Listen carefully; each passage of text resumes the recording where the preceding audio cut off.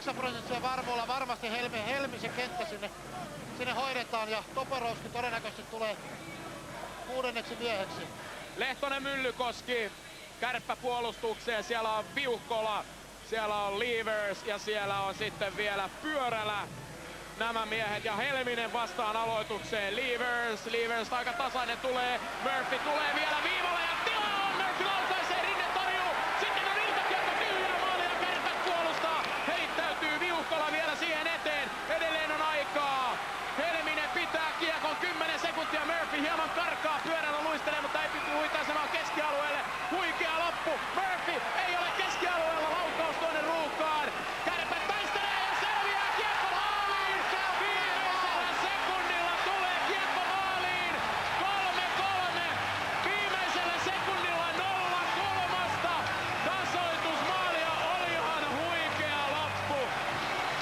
Nyt sitten katsotaan, Tampereen Hakametsä räjähtää.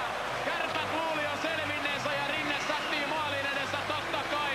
3-3 tasoitus. Viimeisellä sekunnilla tulee tästä näin. Rinne tulee etukulmaan ja se onko Raimo Helminen? Kyllä! Konkari Raimo Helminen pistää ja yllättää kyllä nyt sitten Pekka Rinteen. Pelikello näyttää tasa 20:00. Pahimmalla mahdollisella tavalla. Murphy tuo kiekkoa ylös ja katsotaan jatkuuko Ilveksen hurmos. Helminen siinä maalin eteen, kiekko pomppaa kuitenkin ja Mahulda vastaiskuu kahdella, kahta vastaan tullaan. Mahulda tuo kiekon ylös. Pistää sinne Lehtosta tavoitelle. Lehtonen ei koskaan kiekkoa saa, nyt tulee Ilves vahvan näköiseen hyökkäykseen. Helminen, Murphy pommittaa kiekon maaliin! 48 sekuntia ehtii jatkoaikaa kulua. Ilves korjaa potin 4-3. Helminen jättää ja Corey Murphy antaa pommin laulaa. Sydämensä kyllyydestä tämä ottelu on tässä ja se on sitten Ilveksen ensimmäinen voitto Kärpistä tällä kaudella.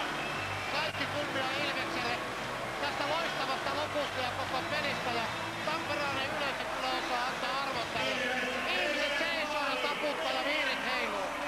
Tässä tulee tää Helmisen loistava syöttö ja kukas muu sieltä tulee takaa kun Corey Murphy vetää Raudalojan lyökkilaukauksen ja Rinteen Pekka on syystäkin tymppeissään. Aivan varmasti huikeeta torjuntaa, mutta se ei riitä voittoon tänään. Murphy tykittää kauden 18 maalinsa. Ja komea syötön antaa kyllä sitten Raimo Helminen, tehot tänään 1+1. SM Liiga tarjosi tämän illan kierroksella jännitystä